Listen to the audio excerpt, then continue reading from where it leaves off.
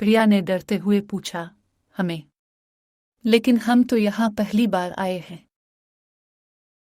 बूढ़े शख्स ने आहिस्ता से सर हिलाया, नहीं, तुम चारों हर जन्म में यहाँ आते हो।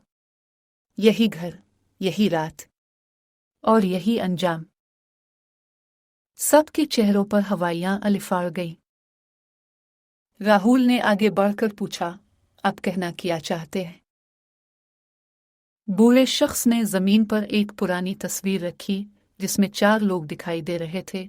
वही चेहरे, वही शक्लें, बस कपड़े पुराने जमाने के थे।